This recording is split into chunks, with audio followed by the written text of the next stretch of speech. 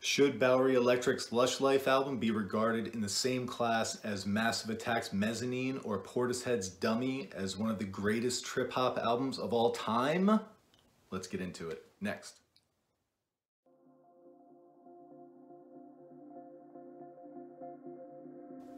So, Lushlife was originally released in the year 2000, so why will we be talking about it all these years later?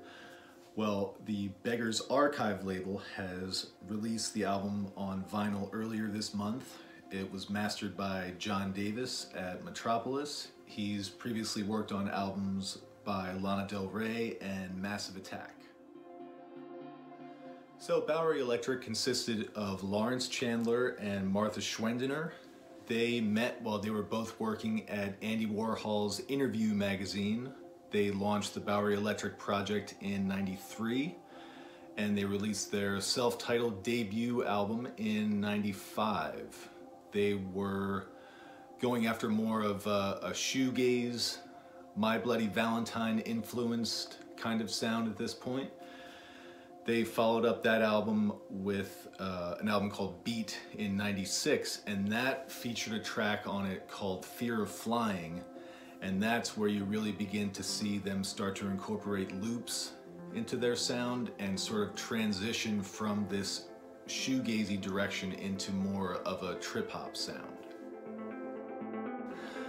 So, Lushlife took about 2 years to make and featured a single called Freedom Fighter, which showed that Bowery Electric had now fully embraced this new trip-hop direction. Had these big tough drums, but the overdriven guitars from their first two albums still featured. Throughout the album, the beats are amazing, absolutely in the same class as Massive Attack or Portishead, but what was missing was any kind of variation, and that's why I really see this album as kind of a missed opportunity for the trip-hop genre in general. On a track called Saved, for example, it just underscores the fact that you cannot lean on a 4-beat drum loop to carry a 6-minute track. You have to have some kind of drum fills or effects or incorporating new percussive rhythmic elements to keep the track fresh.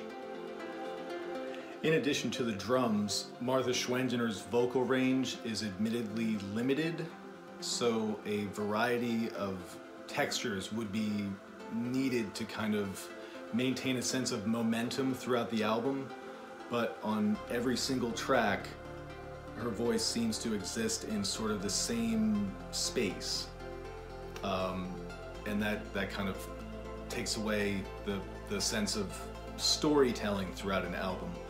Look at, for example, like Portishead's Dummy. There's a track called Strangers where Beth Gibbons' vocal sounds as if she's recording from down a hallway. It's very rough and atmospheric.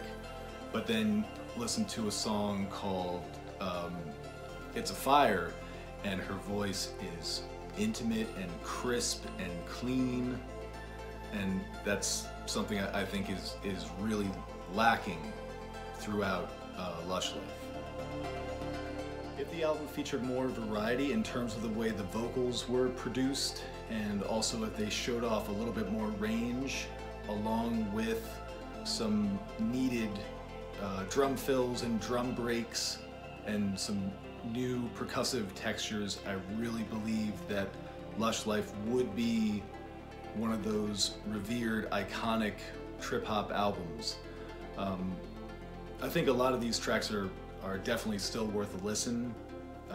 Shook Ones is a personal favorite, but I'd be more inclined to listen to some of these tracks shuffled in like a trip-hop Spotify playlist among artists like Portishead and Massive Attack, as opposed to listening to this album from start to finish. So let me know what you guys think of the record. I'd love to get your feedback, and I'll be back with more reviews soon. Thanks.